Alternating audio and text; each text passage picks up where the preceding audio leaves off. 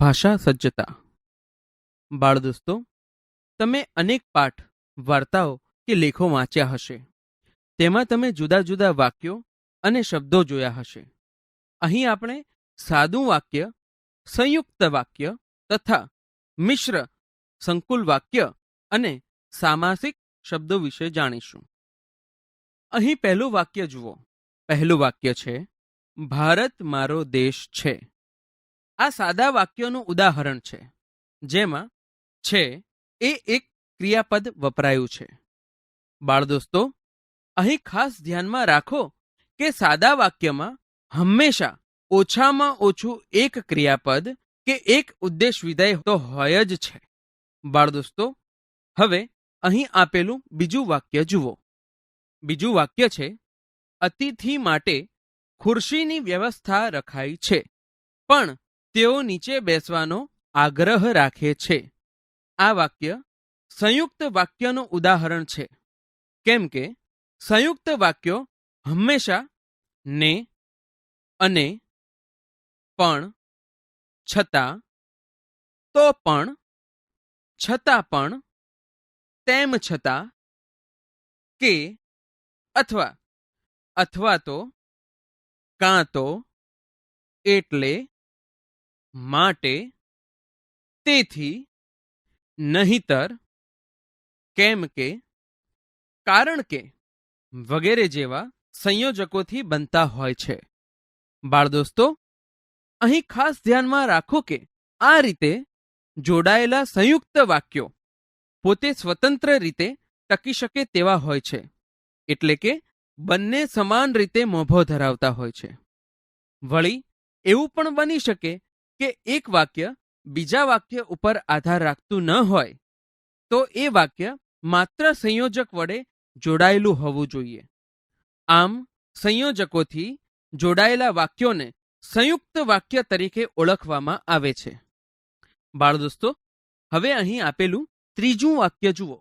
ત્રીજું વાક્ય છે, તેમણે કહ્યું, પ્રજાનું હતું અને પ્રજાને આપ્યું ને, એમાં કયો ઉપકાર કર્યો? વળી પૂજ્ય બાપુના ચરણે ધરવાનું અમને તો પરમ સદભાગ્ય સાંપડ્યું.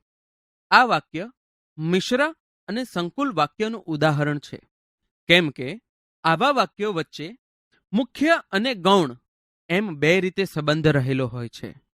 વળી આવા વાક્યો પણ અમુક સંયોજકોના ઉપયોગથી બને છે, જેવા કે, જે તે, જેવું તેવું, જ્યારે ત્યારે, જેમ તેમ, જ્યાં સુધી ત્યાં સુધી, જો તો, જ્યાં ત્યાં, વગેરે.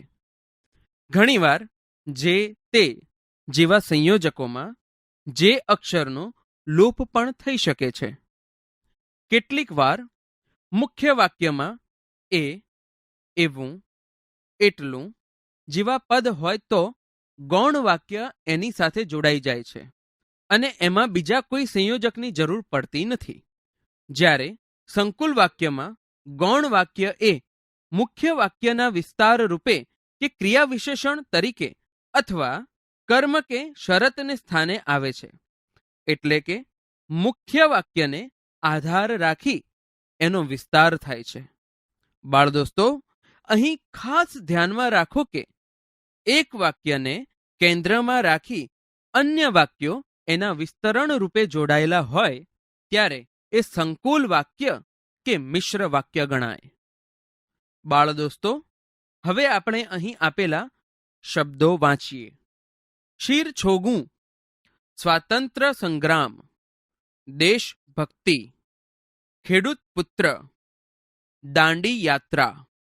બાળ દોસ્તો, હવે અહીં આપેલો શબ્દ જુઓ, જેમાં શીર એટલે કે માથું અને છોગું એટલે કે પાઘડીનો છેડો એવા બે સ્વતંત્ર અર્થવાળા શબ્દો ભેગા મળીને એક નવા જ અર્થવાળા શબ્દનું રૂપ બને છે.